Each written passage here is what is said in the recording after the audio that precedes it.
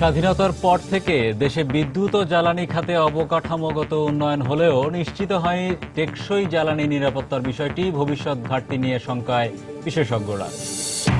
রাজধানীর পাইকারি বাজারে বস্তা প্রতি 50 টাকা বেড়েছে সব ধরনের চালের দাম, কমেছে আদা, রসুন ও পেঁয়াজের দাম, স্থিতিশীল অন্যান্য নিত্যপণ্যের বাজার দর। ভাসমান খাঁচা পদ্ধতিতে কাঁকড়া চাষ ভাগ্য বদলে দিয়েছে কক্সবাজারের তরুণদের, রপ্তানির মাধ্যমে বৈদেশিক মুদ্রা অর্জনে যুক্ত হয়েছে নতুন মাত্রা। এবং সমবায়ের মাধ্যমে দিন বদলে গেছে ফরিদপুরের মধুখালী উপজেলার নারীদের। ঋণ সুবিধা পেলে পণ্য বাজারজাতকরণে আরও এগিয়ে যাবে তারা, আশাবাদ সংশ্লিষ্টদের।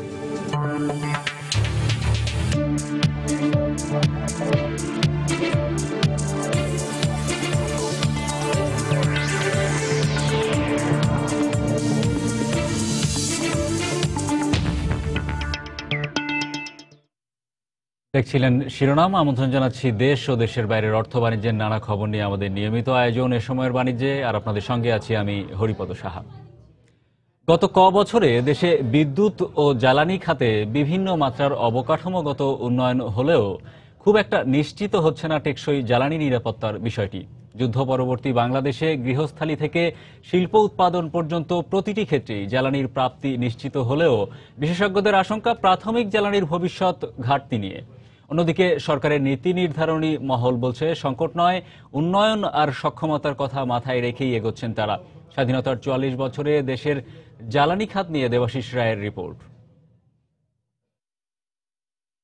1975-এর 9 আগস্ট বিদেশি কোম্পানি শেল অয়েলের কাছ থেকে বঙ্গবন্ধু শেখ মুজিবুর রহমান কিনেছিলেন 5টি গ্যাস ক্ষেত্র।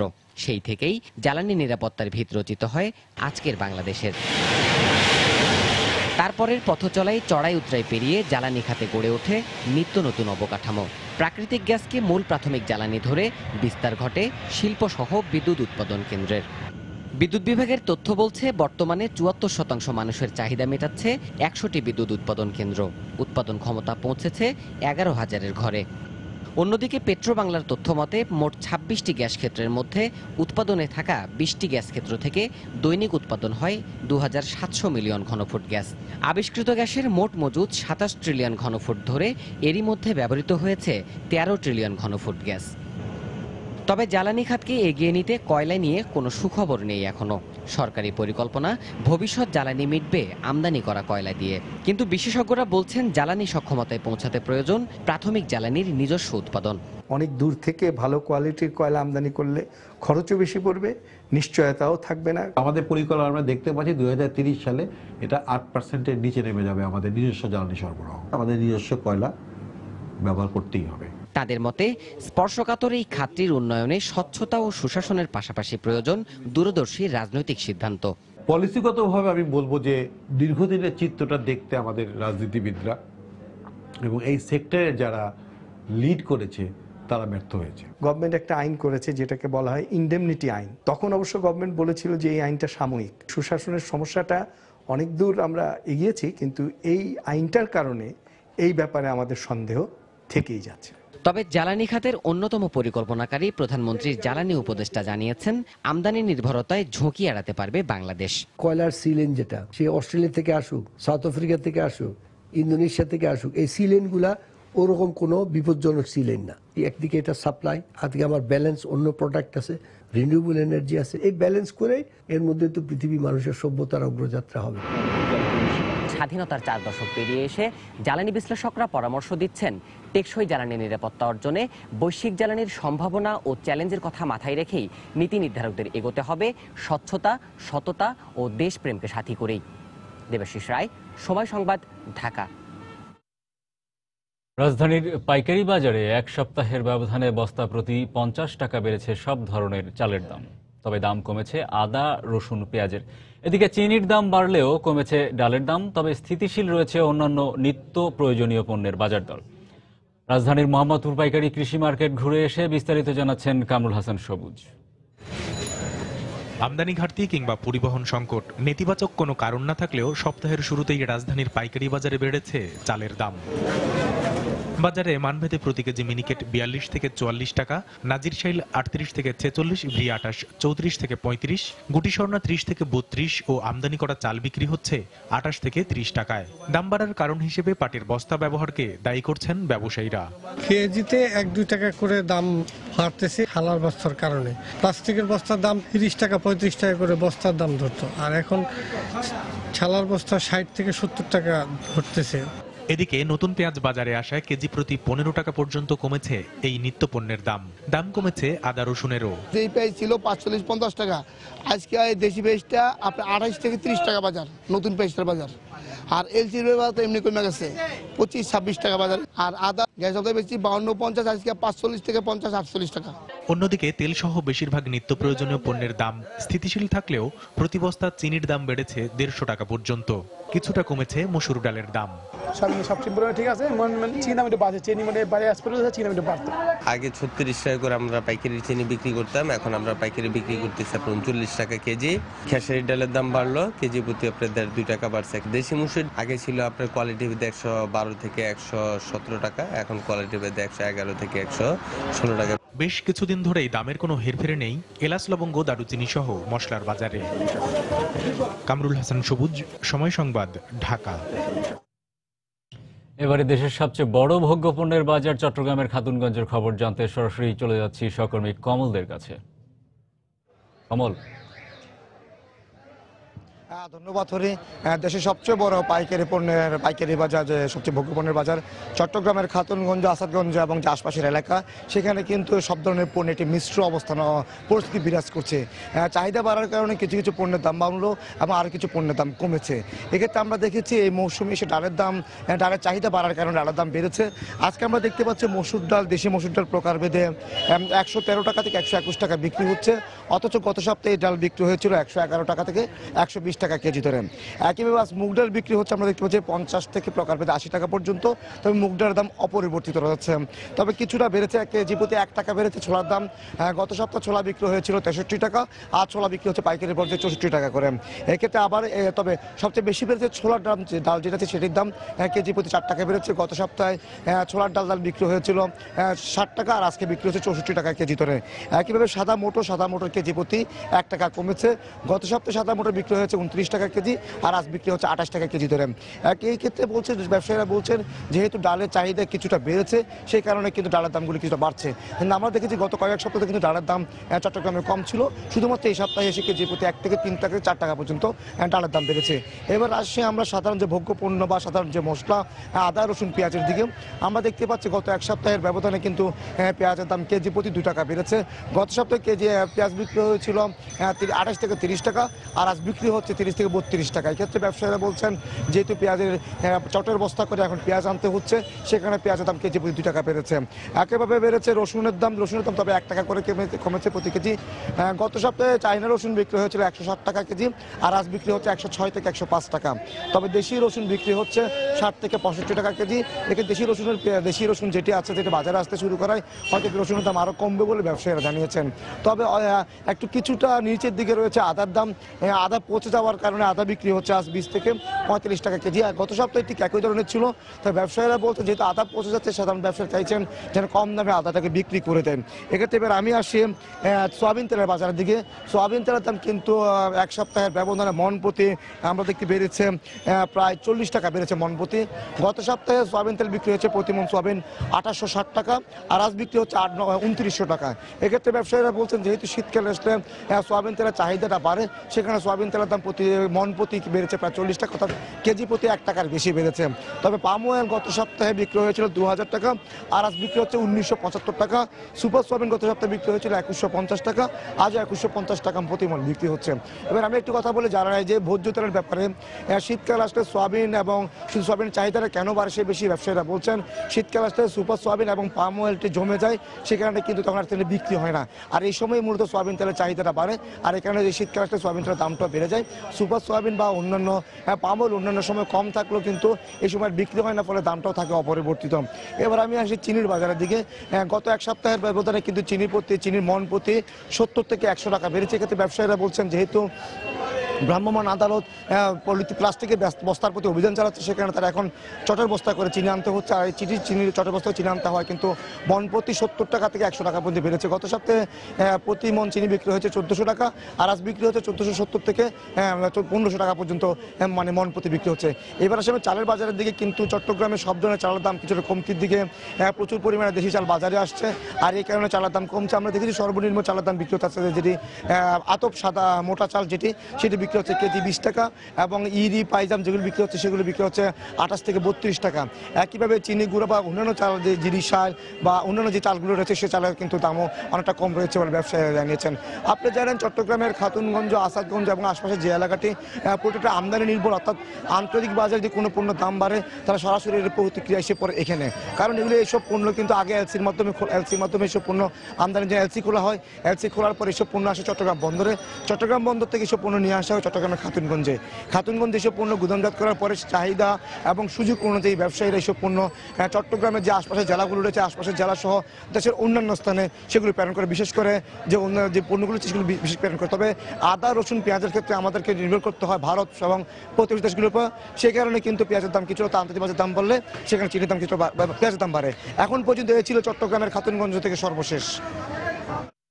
দর্শক, সহকর্মী কমল দে দেশের সবচেয়ে বড় পাইকারি বাজার চট্টগ্রামের খাতুনগঞ্জ থেকে নিত্যপণ্যের বিভিন্ন দরদাম জানাচ্ছিলেন। যে বিষয়টা দেখা গেল ঢাকা এবং চট্টগ্রামের মধ্যে যদি নিত্যপণ্যের ক্ষেত্রে দেখি, ঢাকায় কিন্তু ডালের দাম এবং পেঁয়াজের দাম কিছুটা কমে এসেছে গত এক সপ্তাহে, কিন্তু চিটাগাঙে এর বিপরীত চিত্র আমরা দেখলাম। সয়াবিন তেলের দামও ঢাকায় স্থিতিশীল থাকলেও কিন্তু চট্টগ্রামের বাজারে কিন্তু সয়াবিন তেলের দাম বেড়েছে, এবং চিনির দাম ঢাকা এবং চট্টগ্রামে দুই জায়গাতেই কিন্তু একইভাবে বেড়ে গেছে। এবং আরেকটি বিষয় যেটা দেখলাম সেখানে হচ্ছে যে পাটের ব্যাগ ব্যবহার করার কারণে কিন্তু বলা হচ্ছে যে কেজি প্রতি চালে 1.5 টাকা বা অন্যান্য এই ধরনের পণ্যে কিন্তু কিছুটা দাম বাড়তির দিকে। এ সময়ের বাণিজ্যে আরও যা থাকছে। বগুড়ার নন্দীগ্রামের হাট বাজারগুলোতে ক্রেতা বিক্রেতার জন্য নেই কোনো অবকাঠামোগত সুবিধা, অভিযোগ ইজারাদারদের, বরাদ্দ কমের অজুহাত উপজেলা নির্বাহী কর্মকর্তার।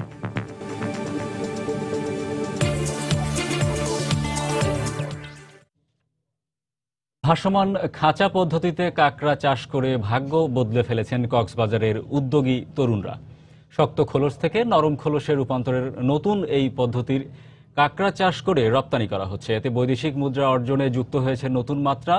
সুজাউদ্দিন রুবেলের তথ্য ও ফরাজের ছবি নিয়ে দেখুন ডেস্ক রিপোর্ট। সাগর বা নদী থেকে সংগ্রহ করা হয় কাদামাটির কাঁকড়া, তারপর বিশেষভাবে তৈরি খাঁচায় ঢুকিয়ে মাচায় ভাসানো হয়। 2 সপ্তাহ অন্তর কাঁকড়া তার শক্ত খোলস পরিবর্তন করে। এই সময় কাঁকড়ার খোলস বেশ নরম থাকে, আর সাথে সাথে নরম খোলসযুক্ত কাঁকড়া খাঁচা থেকে সংগ্রহ করে পাঠিয়ে দেওয়া হয় যথাস্থানে। বিদেশে নরম খোলসযুক্ত কাঁকড়ার রয়েছে প্রচুর চাহিদা, রপ্তানিও হচ্ছে ব্যাপক। আর এসব কাঁকড়া চাষ করে ভাগ্য বদলে ফেলেছেন কক্সবাজারের উদ্যোগী তরুণরা। আন্তর্জাতিক মার্কেটে প্রচুর চাহিদা আছে জানতে পারার পর আমরা চিন্তা করেছি একটা ভিন্নভাবে আমরা একটি কিছু করব, তাই আমরা 3 বন্ধু মিলে এই ব্যবসাটি শুরু করি। অনেক দেশে এক্সপোর্ট হচ্ছে, এর মধ্যে মানে মেজরলি আমরা এক্সপোর্ট করছি হচ্ছে মালয়েশিয়া, তাইওয়ান, হংকং, সিঙ্গাপুর। চিংড়ির পাশাপাশি কাঁকড়া চাষও যে বাংলাদেশের মধ্যে একটা অভাবনীয় একটা দৃষ্টান্ত সৃষ্টি করবে, এরকম একটা আশা আমাদের আছে। 50 জনের মতো লোক কাজ করতেছি। আমরা আগে বেকার ছিলাম এবং প্রশিক্ষণের মাধ্যমে আমরা এখানে মূল চাকরিটা পেয়েছি। জেলা মৎস্য অধিদপ্তর বলছে নতুন পদ্ধতির এই কাঁকড়া চাষ উন্মোচন করবে সম্ভাবনার দুয়ার। এখানে কাঁকড়ার কোনো হ্যাচারি নেই, এখনো গড়ে ওঠেনি। আমাদের এই কাঁকড়া উন্নয়ন প্রকল্পের মাধ্যমে এখানে হ্যাচারি স্থাপনেরও একটা পরিকল্পনা আছে। তাছাড়া এখানে অনেক লোকজনের কিন্তু সম্পৃক্ততা রয়েছে, কর্মসংস্থানের একটা বিশাল একটা সুযোগ এখানে সৃষ্টি হয়েছে। কক্সবাজার জেলায় রয়েছে ছোট বড় প্রায় 15টি এরকম প্রকল্প, যাতে উৎপাদিত হচ্ছে প্রায় 200 মেট্রিক টন নরম খোলসযুক্ত কাঁকড়া, যার পুরোটাই যাচ্ছে বিদেশে। সময় সংবাদ, কক্সবাজার। এবারে গেল সপ্তাহের পুঁজিবাজারের খবর। সূচক এবং লেনদেনের ঊর্ধ্বমুখী প্রবণতার মধ্য দিয়ে গেল সপ্তাহে কার্যক্রম শুরু করে ঢাকা স্টক এক্সচেঞ্জ। সপ্তাহের শেষ কার্যদিবসেও অব্যাহত ছিল সূচক ও লেনদেন বাড়ার পরিমাণ। গেল সপ্তাহে মোট লেনদেন বেড়েছে 199 কোটি 44 লাখ টাকা এবং সূচক বেড়েছে 61 পয়েন্ট। সপ্তাহের প্রথম কার্যদিবস রোববার ডিএসসিতে লেনদেন হয় 405 কোটি 1 লাখ টাকা, যা এর আগের কার্যদিবসের চেয়ে 56 কোটি 74 লাখ টাকা বেশি। এদিন সূচক ছিল 4580 পয়েন্ট। দ্বিতীয় কার্যদিবসে লেনদেন বেড়ে দাঁড়ায় 455 কোটি 55 লাখ টাকায়। এদিন সূচক ছিল প্রথম কার্যদিবসের অবস্থানেই। তৃতীয় কার্যদিবসে লেনদেন বেড়ে দাঁড়ায় 478 কোটি 46 লাখ টাকায়। সূচক ছিল 4621 পয়েন্ট। চতুর্থ কার্যদিবসে লেনদেন বেড়ে 500 কোটির ঘরে পৌঁছায়। এদিন সূচক ছিল 4619 পয়েন্ট। পঞ্চম এবং শেষ কার্যদিবসে লেনদেন আরও বেড়ে দাঁড়ায় 604 কোটি 45 লাখ টাকায়। লেনদেনের পরিমাণ পুরো সপ্তাহের মধ্যে সর্বোচ্চ। এদিন সূচক ছিল 4641 পয়েন্ট, যা পুরো সপ্তাহের মধ্যে সর্বোচ্চ। গেল সপ্তাহে শেষ কার্যদিবসে লেনদেন হওয়া প্রতিষ্ঠানগুলোর মধ্যে 144টি প্রতিষ্ঠানের শেয়ারের দাম বেড়েছে, কমেছে 119টির এবং অপরিবর্তিত ছিল 60টি প্রতিষ্ঠানের শেয়ার ও মিউচুয়াল ফান্ডের দাম। গেল সপ্তাহে শেয়ারের দাম বাড়া প্রতিষ্ঠানগুলোর মধ্যে শীর্ষে ছিল Desh garments, MI cement factory limited, Aman feed limited, Navana CNG limited ও বিএসআরএম স্টিল মিলস লিমিটেড। অন্যদিকে শেয়ারের দাম কমা প্রতিষ্ঠানগুলোর মধ্যে Savar refractories, the Dhaka dyeing, Exim bank first mutual fund, Osmania glass ও ডেল্টা স্পিনার্স ছিল উল্লেখযোগ্য। এজি মাহমুদ, সময় সংবাদ, ঢাকা।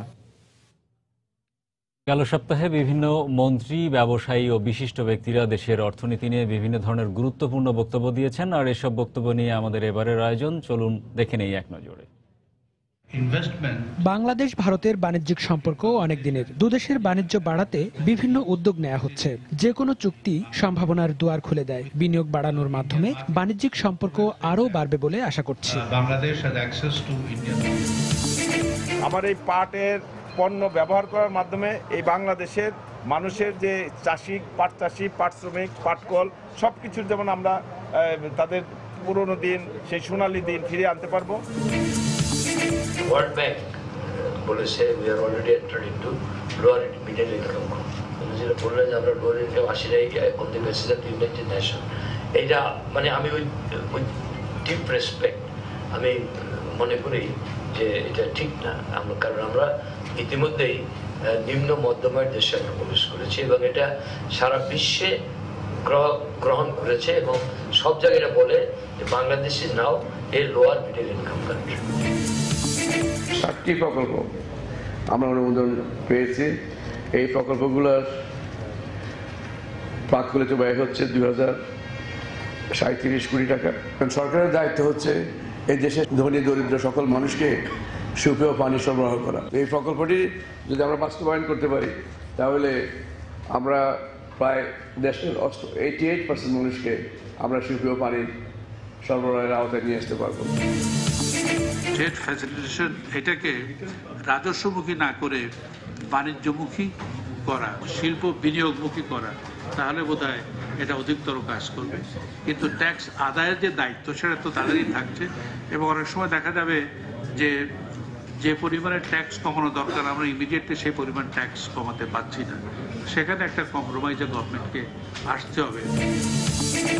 আমাদের অনেক ডোনার ইতিমধ্যেই নোটিশ দিয়ে দিয়েছেন যেহেতু Bangladesh lower middle income country হয়ে গেছে, সুতরাং তাদের এখন একটু rate of interest this and that এগুলো একটু বাড়াতে হবে। This must be very very strongly resisted. We are not a lower middle income country yet.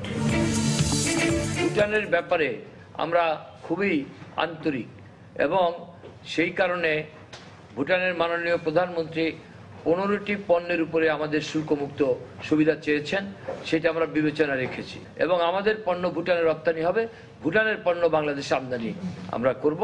এই ব্যাপারে আমরা আজকে ঐতিহাসিক সিদ্ধান্ত গ্রহণ করেছি। ভুটান যে সুবিধাগুলি আমাদের কাছে চেয়েছে সেগুলি দেওয়ার জন্য আমাদের বিষয়গুলো সক্রিয় বিবেচনাধীন রয়েছে।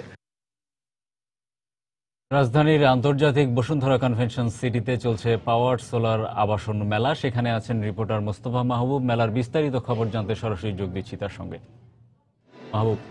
হরিপদ, আপনি জানেন যে রাজধানীতে যারা বসবাস করে নগরবাসী, তাদের সবার মনের মধ্যে কিন্তু একটি সুপ্ত বাসনা থাকে যে নিজের একটি আবাসন বা নিজের একটি বাড়ি। তো এই স্বপ্ন পূরণের ক্ষেত্র হিসেবে কিন্তু আসলে এই যে আমি এই মুহূর্তে যে মেলায় দাঁড়িয়ে আছি সেই মেলাকে কিন্তু বলা চলে। তো এখানে আসলে রাজধানীতে যে হাউজিং ব্যবসা বা অ্যাপার্টমেন্ট ব্যবসা, সেই ব্যবসার কিন্তু আদি অনুপাত্য যা আছে সেই সমস্ত তথ্য কিন্তু এখানে পাওয়া যাচ্ছে। তো রাজধানীতে একটি বাড়ি অ্যাপার্টমেন্ট কেনার ক্ষেত্রে অথবা কারো যদি নিজের জায়গা থাকে, সেই জায়গাটিতে আসলে একটি নিজের বাড়ি তৈরি করার ক্ষেত্রে আসলে যে ধরনের সহযোগিতা বা যে ধরনের সাপোর্ট দরকার সেই সমস্ত তথ্য কিন্তু এখানে এই মেলায় আসলে কিন্তু পাওয়া যাচ্ছে। এখানে আমরা দেখেছি যে একটি নির্দিষ্ট আসলে হরিপদ, আপনি জানেন যে একটি নির্দিষ্ট শ্রেণীর মানুষের জন্যই কিন্তু আসলে এই মেলাটি, সবার পক্ষে আসলে রাজধানীতে নিজের বাড়ি বা অ্যাপার্টমেন্ট ক্রয় করা যেহেতু সম্ভব নয়, সেহেতু আসলে এই মেলায় আমরা অন্যান্য মেলার মতো কিন্তু ভিড় আসলে আমরা সেভাবে দেখতে পাইনি। এখানে মূলত আসলে একটি নির্দিষ্ট শ্রেণী পেশার মানুষ এখানে আসছেন এবং তাদের স্বপ্নের যে সেই নীড় তৈরির জন্য আসলে যে ধরনের তথ্য উপাত্ত প্রয়োজন সেই তথ্য উপাত্ত কিন্তু সংগ্রহ করছেন। এখানে আমরা দেখেছি যে হাউজিং ব্যবসার সঙ্গে জড়িত আসলে নানান ধরনের উপকরণ বা একটি অ্যাপার্টমেন্ট তৈরির ক্ষেত্রে আসলে নানান ধরনের যে উপকরণ, সেই উপকরণের প্রদর্শনী এবং সেই সব উপকরণ কিভাবে সস্তায় আসলে পাওয়া সম্ভব সেই ধরনের তথ্য কিন্তু এখান থেকে পাওয়া যাচ্ছে। তো আমরা এই মুহূর্তে আছি একটি রিয়েল এস্টেট কোম্পানির স্টলে। এখানেও কিন্তু আসলে অ্যাপার্টমেন্ট ঢাকা বা ঢাকার আশেপাশে বিভিন্ন জায়গায় অ্যাপার্টমেন্ট কেনার ক্ষেত্রে যে ধরনের তথ্য, সেই তথ্যগুলো কিন্তু এখানে তারা কিন্তু দিয়ে যাচ্ছেন। তো আমরা একটু কথা বলতে চাই আপনাদের সাথে। তো এখানে আসলে এই মেলায় যে উদ্দেশ্য নিয়ে আপনারা অংশগ্রহণ করেছিলেন, মেলার আজকে শেষ দিন, তো এই 3 দিনে আসলে কি ধরনের সাড়া আপনারা পেলেন? আমরা মোটামুটি ভালো ব্যাপক সাড়া পাচ্ছি, বিশেষ করে কমার্শিয়াল স্পেস এবং অ্যাপার্টমেন্টগুলোর জন্য আমরা ভালো সাড়া পাচ্ছি।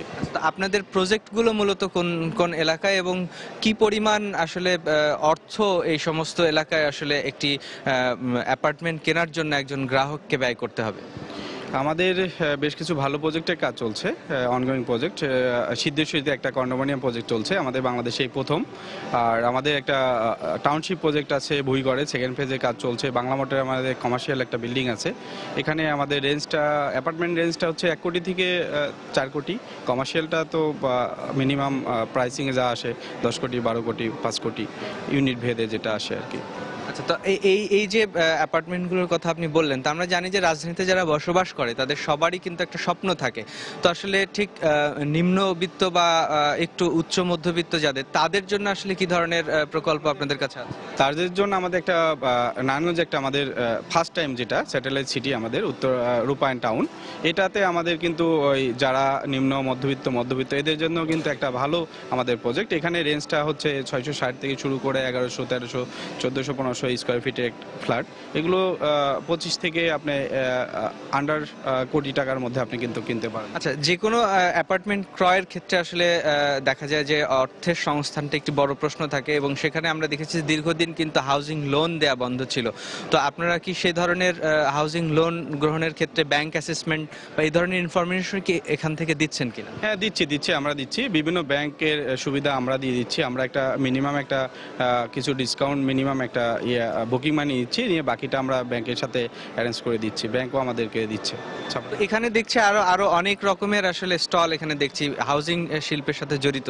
তো তাদের সম্পর্কে একটু জানতে চাই, মেলায় এই 2 দিনে আসলে কি রকম চিত্র আপনার দৃষ্টিতে, যে একজন অংশগ্রহণকারী হিসেবে আপনি দেখেন?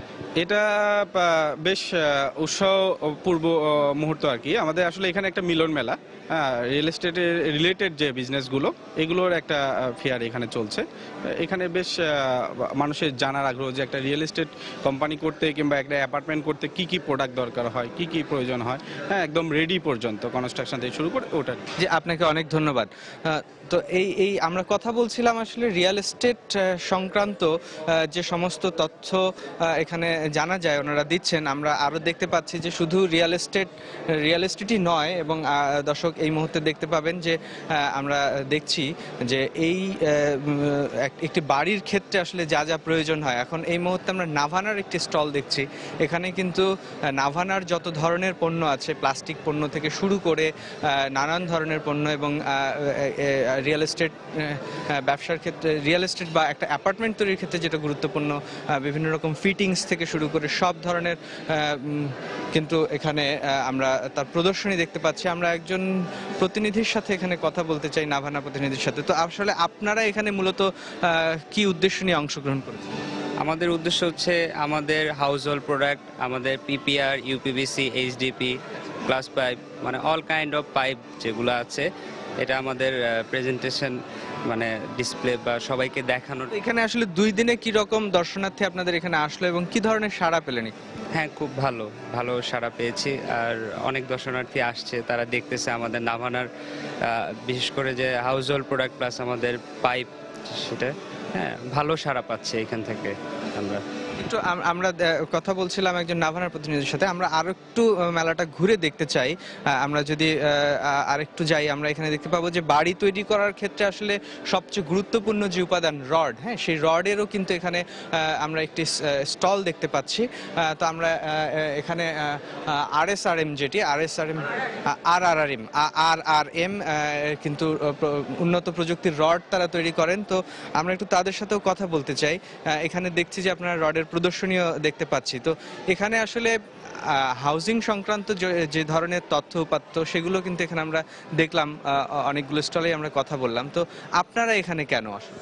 অ্যাকচুয়ালি আমাদের সবাইকে জানানো দরকার ছিল যে বাংলাদেশে আমরা এই প্রথম নিয়ে এসেছি যে রডটি, মানে যেই টেকনোলজি নিয়ে আসা হয়েছে, সেটা আমরা বেলজিয়াম থেকে ফুল সেট আপ কিনে নিয়ে এসেছি। DHR প্রযুক্তি বলে এটাকে, ডিরেক্ট হট রোলিং, যেটার কারণে আমাদের মাইক্রোস্ট্রাকচার লেভেল যে ডিফেক্টগুলো হয় নর্মালি রড প্রডিউস করার সময়, সেগুলো আমাদের হচ্ছে না। নর্মাল রিহিটিং প্রসেসে রড প্রডিউস করার সময় মাইক্রোস্ট্রাকচার লেভেলে কিছু ডিফেক্ট দেখা দেয়। তো দর্শক, আপনারা জানেন যে আসলে বাড়ি তৈরির ক্ষেত্রে কিন্তু রডের একটি বড় ভূমিকা থাকে, হ্যাঁ। তো সেই রড কিন্তু আসলে খুবই গুরুত্বপূর্ণ, এবং যেটা হয় যে বাড়ি তৈরি করার পরে কিন্তু রড পরিবর্তনের কোনো সুযোগ থাকে না। তো সেই ক্ষেত্রে আসলে উন্নত মানের রড কোথায় পাওয়া যেতে পারে বা সর্বশেষ প্রযুক্তি সম্পর্কেও কিন্তু এখানে জানা যাচ্ছে। তো এই ছিল আসলে আমার কাছে এই মেলার সর্বশেষ তথ্য। দর্শক, সহকর্মী মোস্তফা মাহবুব রাজধানীর আন্তর্জাতিক বসুন্ধরা কনভেনশন সিটিতে যে আবাসন খাত সংশ্লিষ্ট একটি মেলা এবং প্রদর্শনী চলছে, সেসব সম্পর্কে বিস্তারিত জানাচ্ছিলেন। দেশের পুঁজিবাজার ও আবাসন খাতে প্রবাসীদের বিনিয়োগ পরিস্থিতি নিয়ে এক সেমিনারের আয়োজন করা হয়েছে রাজধানীর হোটেল সোনারগাঁওয়ে। সেন্টার ফর NRB আয়োজিত এই অনুষ্ঠানে উপস্থিত আছেন বাংলাদেশ ব্যাংকের গভর্নর ডক্টর আতিউর রহমান, সেখানে আছেন সহকর্মী কামরুল হাসান সবুজ। বিস্তারিত জানতে সরাসরি যোগ দিচ্ছি তার সঙ্গে। কামরুল,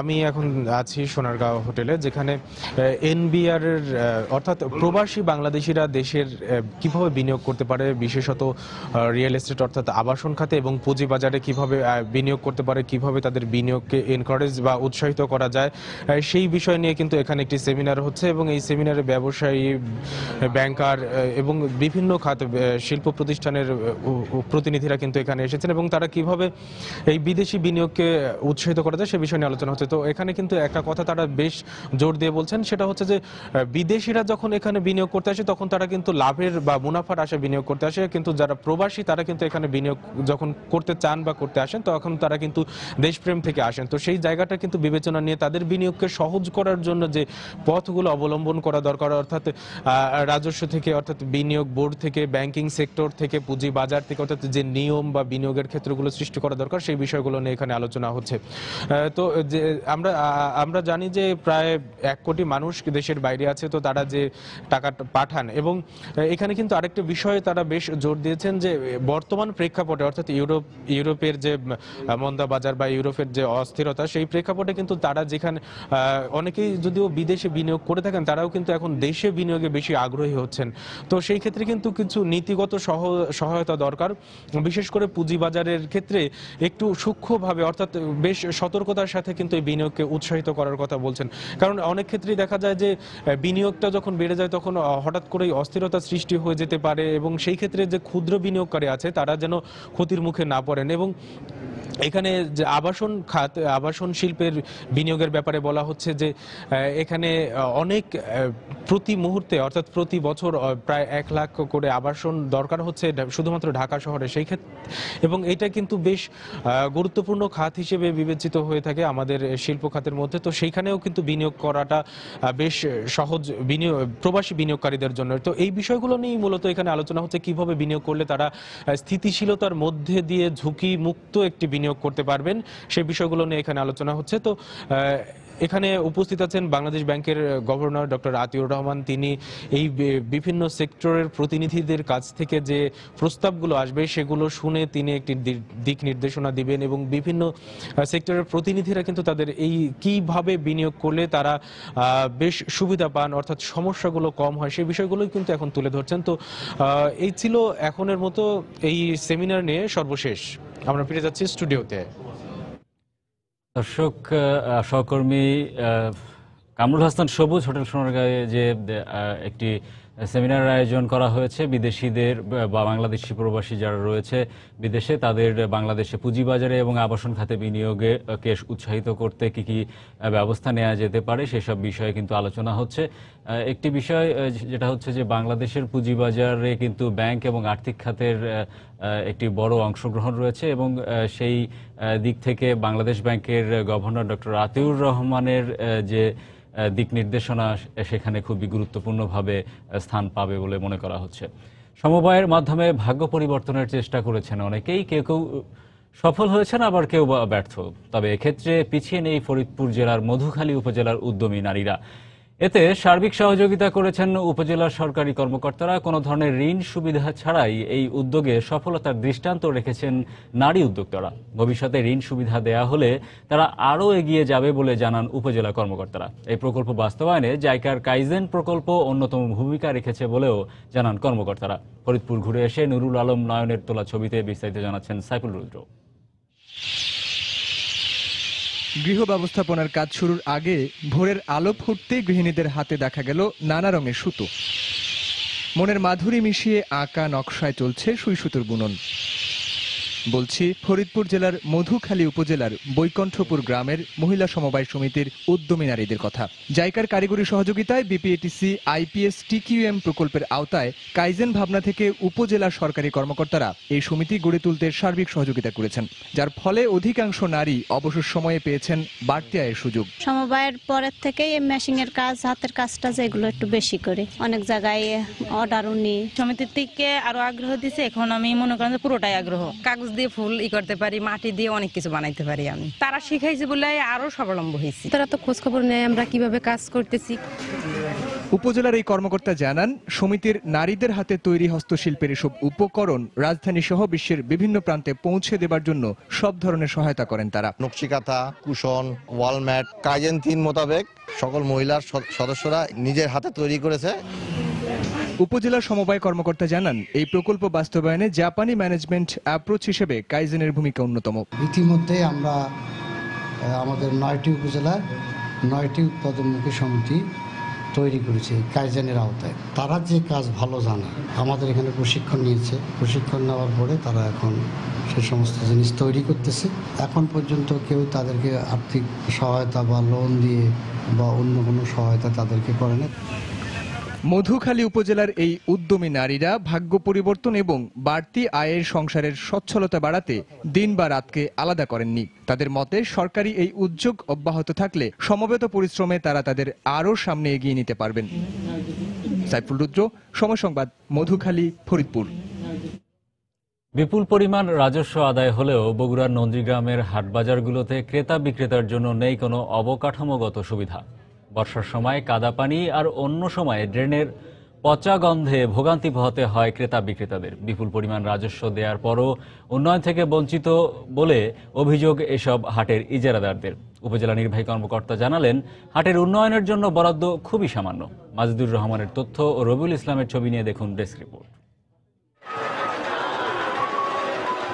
ইজারা মূল্যের 25% অর্থ হাট বাজারের উন্নয়নের জন্য ব্যয় করার কথা, কিন্তু বগুড়ার নন্দীগ্রাম উপজেলার বৃহৎ 3টি ওমরপুর, হাটকুড়ি ও রনভাগা হাটের কোনো উন্নয়নই হয়নি। বিশুদ্ধ পানির কোনো ব্যবস্থা নেই। বর্ষার সময় কাদা পানি ও অন্য সময় ময়লা আবর্জনা আর গন্ধে বিপাকে পড়তে হয় সংশ্লিষ্টদের। আমরা একটু টুকটাক দোকানদারি করি, সেই মাথার নিচে ছাউনি যদি না খুঁটা গুদি দেয় না ছাউনি করবে তা আবার উপর থেকে বাধা আসে, এটি করা যাবে না। আমাদের জনগণ যে পানি খাবি একটা টিউবওয়েল নেই আমাদের।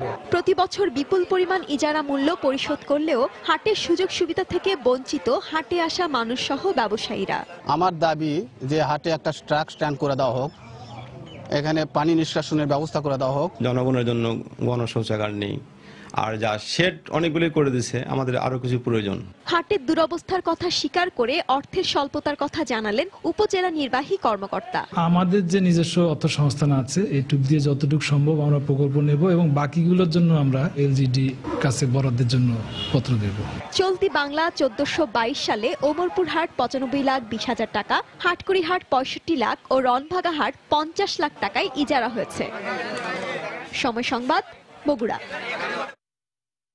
বাণিজ্যমন্ত্রী তোফায়েল আহমেদ বলেছেন, সরকার আর শিল্প মালিকদের সম্মিলিত প্রচেষ্টায় বাংলাদেশের উৎপাদিত সিমেন্টের আন্তর্জাতিক বাজার ক্রমেই বেড়ে চলেছে।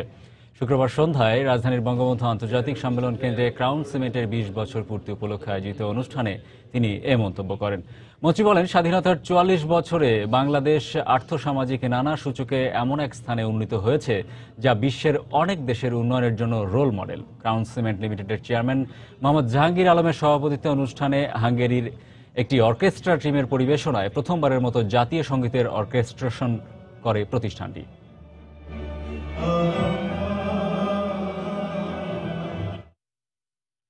রাজধানীর গুলশানে বারাকায় দৃষ্টিনন্দন পোশাক শিল্পের এক ব্যতিক্রমী প্রদর্শনী অনুষ্ঠিত হয়েছে।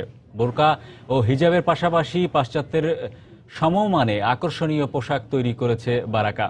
শুক্রবার আয়োজিত এই প্রদর্শনীতে তত্ত্বাবধায়ক সরকারের সাবেক উপদেষ্টা রোকেয়া আফজাল রহমান, সাবেক নির্বাচন কমিশনার এম শাখাওয়াত হোসেন সহ অনেকেই উপস্থিত ছিলেন।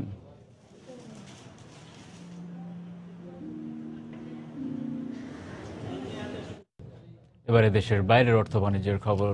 নভেম্বরে যুক্তরাষ্ট্রে 2,11,000 নতুন কর্মসংস্থান সৃষ্টি হয়েছে। দেশটির শ্রম বিভাগের তথ্যমতে নভেম্বরে দেশটিতে অক্টোবরের তুলনায় 35,000-এরও বেশি লোক চাকরিতে যোগদান করেছে। আর এর ফলে গত 7.5 বছরে যুক্তরাষ্ট্রে বেকারত্ব হার কমে দাঁড়িয়েছে 5%-এরও নিচে। চাকরি সৃষ্টির এই তথ্য ফেডের সুদের হার বাড়ানোর পদক্ষেপকে আরও এক ধাপ এগিয়ে দিল বলেই মনে করছেন বিশ্লেষকরা। কারণ ফেডের চেয়ারম্যান জেনেট ইয়েলের ভাষ্যমতে অর্থনীতির গতি ধরে রাখতে প্রতি মাসে 1 লাখ চাকরির সৃষ্টির সক্ষমতা থাকাই যথেষ্ট। যুক্তরাষ্ট্রের অর্থনীতিতে সুদের হার বাড়তে পারে বলে আভাস দিয়েছে ফেড চেয়ারম্যান জেনেট ইয়েলেন। ইয়েলেন বলেছেন, সুদের হার বাড়লেই বোঝা যাবে মার্কিন অর্থনীতি সংকট কাটিয়ে ঠিক কতটা ঘুরে দাঁড়াতে সক্ষম হয়েছে। তিনি মনে করেন, এমন সিদ্ধান্ত যুক্তরাষ্ট্রের ধীর গতির অর্থনীতি এবং ডলারের উপর বিশেষ ভূমিকা রাখবে। ডিসেম্বরের 15 এবং 16 তারিখে অনুষ্ঠিত সভায় সুদের হার বাড়ানোর বিষয়ে সিদ্ধান্ত হতে পারে। এদিকে অর্থনীতি চাঙ্গা হওয়ায় অংশ হিসেবে প্রতি মাসে কর্মসংস্থান বাড়লেও বিশ্বজুড়ে চাহিদা কমায় গত অক্টোবর থেকে পণ্য সরবরাহ আদেশ কমেছে দেশটির। দাতা গোষ্ঠীর শর্ত পূরণের স্বার্থে যেন আবারও পেনশনে কাটছাট না হয় সেজন্য সর্বোচ্চ চেষ্টা করবে গ্রিস। ব্যবসার ক্ষেত্রে করের পরিমাণ বাড়িয়ে দেওয়ার পর গ্রিসের ক্ষুদ্র ও মাঝারি ব্যবসায়ীরা বিক্ষোভের মুখে এ মন্তব্য করেন দেশটির প্রধানমন্ত্রী অ্যালেক্সিস সিপ্রাস। অবসরের সময়সীমা বাড়িয়ে এবং অবসর পরবর্তী বিভিন্ন সুযোগ সুবিধা কমিয়ে এরই মধ্যে সমালোচনার মুখে পড়েছেন সিপ্রাস। ব্যবসায়ীদের দোকান ভাড়ার উপর অতিরিক্ত কর আরোপ করায় 1,000 দোকান বন্ধ হয়ে যাওয়ার আশঙ্কা করছেন বিশ্লেষকরা।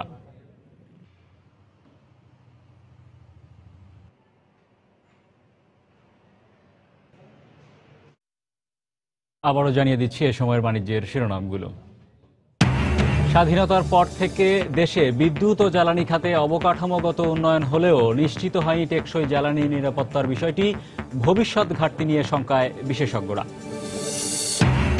রাজধানীর পাইকারি বাজারে বস্তা প্রতি 50 টাকা বেড়েছে সব ধরনের চালের দাম, কমেছে আদা, রসুন ও পেঁয়াজের দাম, স্থিতিশীল অন্যান্য নিত্যপণ্যের বাজার দর।